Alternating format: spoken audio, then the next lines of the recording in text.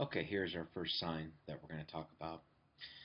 Revelation 1, verses 12 to 16. The sign of Jesus in the heavens. This happens on 26 March 2013 on Passover.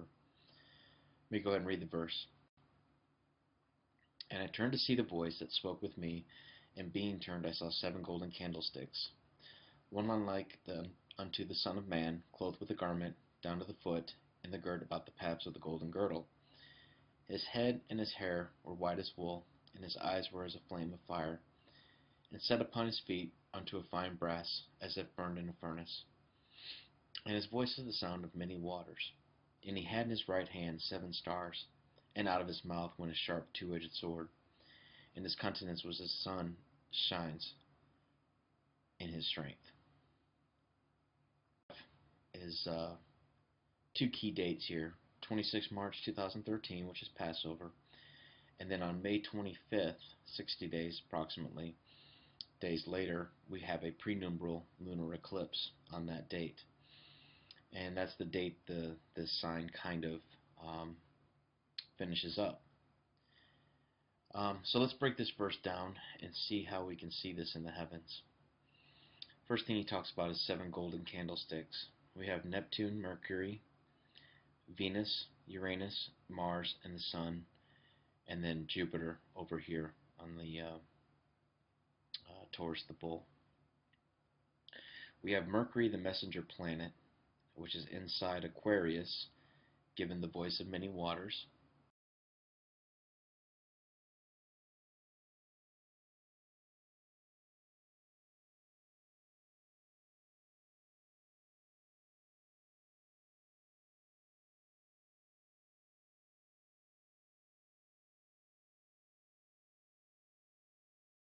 Jupiter has moved into Taurus, the bull, along with Aldebaran, the star right here. Jupiter and Aldebaran give us the eyes of the flaming, as a flame of fire. We have head of hair white as wool, sheep's wool up here in Aries. Feet as a burnished bronze. Taurus, the bull, according to Ezekiel 1:4, has the feet of burnished bronze.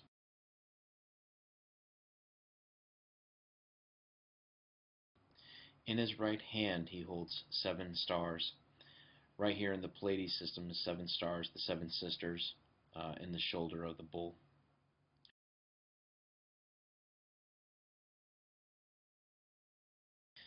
Out of his mouth comes a sharp 2-edged sword.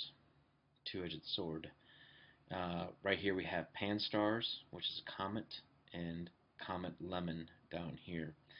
They actually converge through the sun a couple days later, giving us the 2-edged sword. His countenance shining through his strength. 60 days later from here, this date, the sun will actually move into Taurus, giving us the face of a blazing fire. Talk a little bit about the planet Jupiter. Jupiter is known as the king planet. It is. I've researched a little bit of the Kabbalah, Roman and Greek mythology around the planets. Some interesting things about Jupiter and Saturn. I can't get anything concrete. Draw your own conclusions. It appears that Saturn is the satanic planet, or Satan.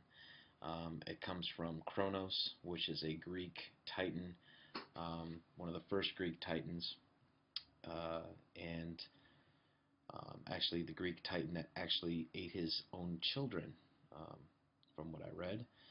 He carried a sickle, and that sickle represents the rings of Saturn. So I'd kind of just draw that a little analogy along with some others.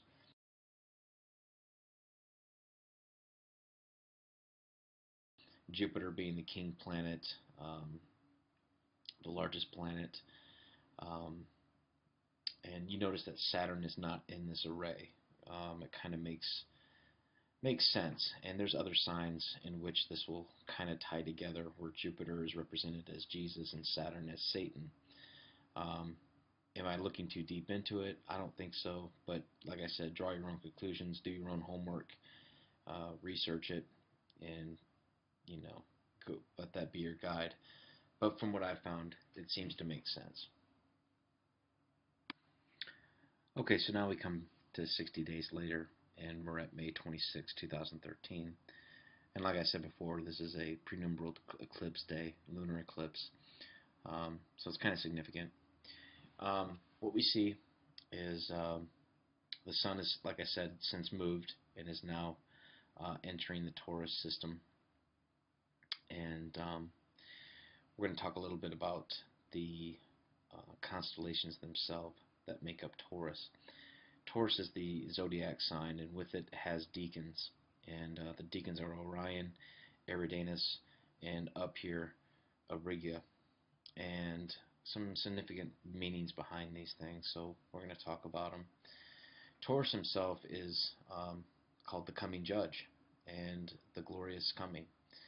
It's referred to as Ramu in the Bible, a strong, ferocious bull. It's referred in Scripture several places. One example, or a couple examples, are Job 39:9 and Isaiah 34:2.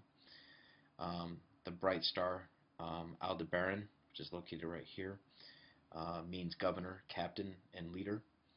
The cluster of the Pleiades, which is the system right here in the shoulder of the bull, means the congregation of the judge. Some people, incidentally, believe this is where heaven is located. Could be. It's a very beautiful system if you ever get a chance to look at it. Pretty interesting. But moving on, the first one we'll come to is Orion. Orion has the belt, which is the golden girdle that was referred to in that Revelation 1. And it has a couple stars with some significant names that we'll talk about. Bellatrix means he comes quickly. You have Rigel and Sayaf. And Rigel means the foot that crushes, and Sayaf means bruised. And you can kind of get the picture of this if you look in Genesis 3:15. It talks about it's actually God speaking directly to Satan, and he was saying, paint the little picture here, the sin has just occurred, and Adam, Eve, and Satan are standing before God. And of course, this is where God tells, you'll have to toil the earth, and you'll have pains during pregnancy to the woman, and he's kind of dishing out the curses or punishments that's going to happen because of the sin. And to Satan, he says something very interesting. He says, "And I will put enmity between thee and the woman, and between thy seed and her seed. It shall bruise thy head, and thou shalt bruise his heel." What he's basically saying there is God is all-knowing, so he knows exactly what Satan has done, and men and human beings have fallen into this trap of sin. God is telling him, I can fix this. I'm going to send a Redeemer, represented here in Orion. I will send a Redeemer that will, in the end, he will crush your head, the star Rigel, the foot that crushes. Satan will have his time, and Satan will do some damage, but in the end, Rigel, the foot that crushes, will win. Sayaf, the bruised heel, that is Satan's basically wound, to the Redeemer, which is the crucifixion. But in the end, we win. So, and God knew this from the beginning. And he's basically letting Satan know, who doesn't know this, who is outside of time, and God is not, or God is outside of time, can see all this happening. This had to play out. So, pretty interesting, those two star names. Moving on, we go to Eridanus, which is located right here. And it's kind of a weird constellation. It is, its meaning is the river of fire. And once again, it's another subdeacon of Taurus. So Eridanus means the wrath of God poured out, or the river of fire. And there's some references to it: Daniel 7, 9 through 10, Isaiah 30, verse 27, and verse 33. So we have that. The last constellation we'll talk about is Arigia, and that means the protection of his people on the day of his wrath, or the shepherd, which kind of makes sense. So when all this happens, his people will be protected, is what it's saying. So just some interesting things to go along with the constellations themselves. So you have Taurus, which shows the power of his coming; Orion, the splendor of the Redeemer; Eridanus, the judgment that's coming; and the Arugia, which is the hope for his people. I'm going to turn this off and I'm going to show you something else. Okay, so what I've done is I've just kind of turned off the constellations for a second, and the date's still the same, May 26, 2013. Now this is a $19 program off the internet, so bear with me. I don't know what this is actually saying, but maybe it's saying something, maybe it's not. Anyway, down here you have the belt of Orion, you have the Hyades, which is the bull's horns, right? And you have the sun and the Pleiades system. And I find it kind of neat that this seems to form, now I know one of these stars is kind of offset, but I kind of find it neat that these stars line up through the Pleiades. Now, is it perfect? No. Does that mean it's not perfect in nature? I don't know, but pretty significant, if you ask me, how that's all kind of lined up. Now, this date is come and gone, so there is no, what are we looking at in hindsight? I don't know, but I do find it interesting that this does make a straight line, or seems to, through here. But anyway, just something for your information.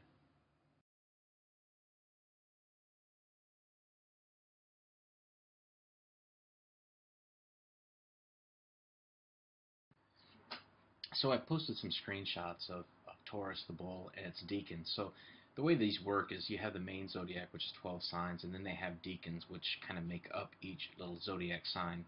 So you, like in Taurus, you have Eridanus, you have Orion, you have all these different signs that mean different things in the actual main sign itself. So I wanted to post these for notes so that you would have them on here, and you can pause them and read them at your own leisure. And it tells you everything I'm telling you in the video. It goes into a little bit more depth, but at least it'll give you an understanding of how these constellations kind of work. And each new constellation, I will post a screenshot of what it says for them in the book. That way you can read on your own. What I'm telling you is truth. So enjoy.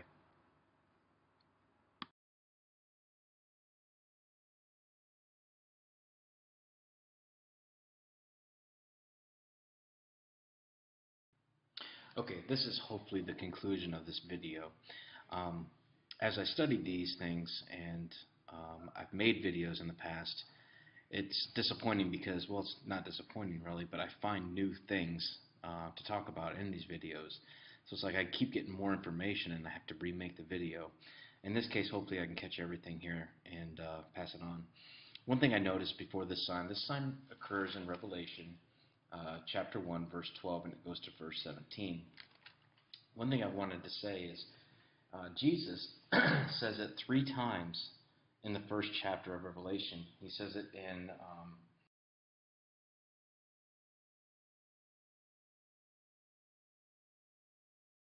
verse 8. He says, I am the Alpha and Omega, the beginning and the end. He says it again in verse 11, saying, I am the Alpha and Omega, the beginning and the first and the last. What thou seest, write in a book and send it to the 7 churches. And we talked about the 7 churches being possibly the Pleiades, the 7 stars in his right hand. He says it again in verse 17, and when I saw him, I fell at his feet as though I was dead. And this is John talking, and I laid and he laid his right hand upon me, saying, Fear not, for I am the first and the last. So 3 times he says he's the first and the last in the very first chapter of Revelation. If you know anything about the zodiac, it has a beginning and the end. In the beginning is Virgo, the Virgin, and that is the very first constellation.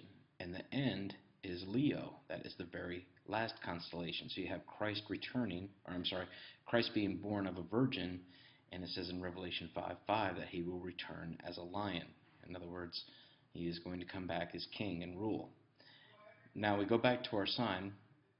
Another point I wanted to make is this eye in the bull Taurus.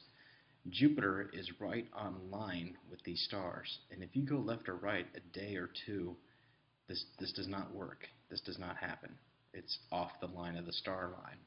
So there's absolutely no way that this would be able to form the eyes of blazing fire, as said in the Bible, if you wait a couple days left or right.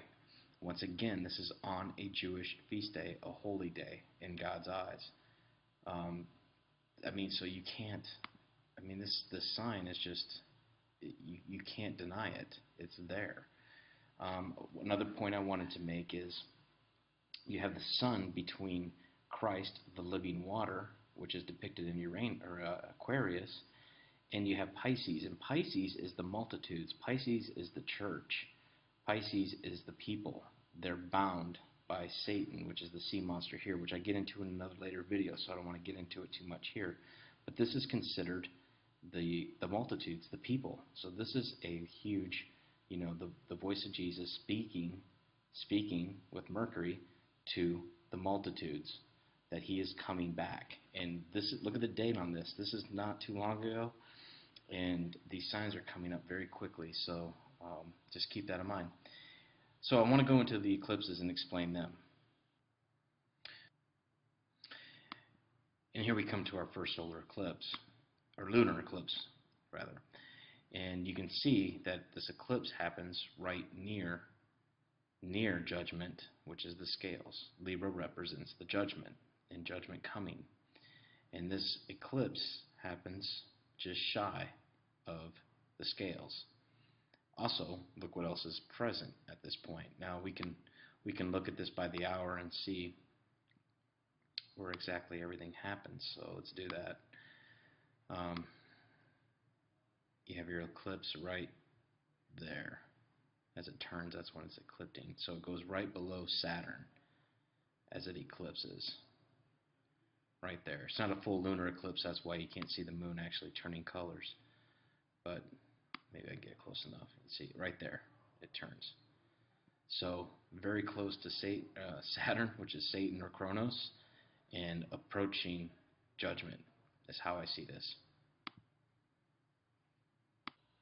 So the last one was in April 25th. We jump forward to May, 15 days later, and we have a solar eclipse right here underneath Aries. And I'll post some information about Aries as to what this means, but this is an obviously warning message of war. We have Aries, which represents Christ, and the message of war. So we can see that this is coming. Of course, we have our judge right here, and this just falls right into place with the other planets. Okay, now you remember our sign completely ended on the 25th of May. Now what we can do is go back. I want to show you this eclipse first, but we'll go back and actually the sun is shining in the bull. So let me just spin this around real quick, and you can see as the sun shineth, the countenance of his strength right there in the face of the bull. And this is when that sign would actually end. You have the belt of Orion. I keep jumping around, I'm sorry. You have the belt of Orion going through the Hyades, through the sun, into the Pleiades, forming a line right there. And completely on the other side is our eclipse. Now Scorpio is an interesting constellation. This represents the seed of Satan. And the seed of Satan, as in Genesis 3:15, and I will put enmity between you and the woman, and your seed and her seed. Your seed shall bruise his heel, and his seed shall crush your head. Speaking of Jesus coming and crushing Satan. What's interesting about this eclipse is this eclipse happens directly on the center hub of the scorpion. And let's take a look at it. So, back this off a few hours. Right there. I'll go in a little closer. And it moves forward and eclipses right on that star. Bam. It's not much of an eclipse, alright? It's not a full lunar eclipse. But you can see it eclipse right on that star. The heart of Satan right there. Bam. So, a pretty interesting sign.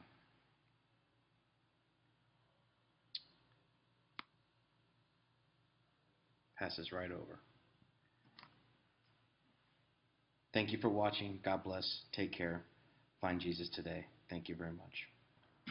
I felt I wanted to enclose some of my resources. So I have Aries here, and I have the other constellations that were mentioned. Scorpio, I believe, is in here, and I wanted to include these on here so that you have a better understanding of where I'm getting my material and how I'm coming about it. Thank you for watching. If you have any questions, please let me know. God bless.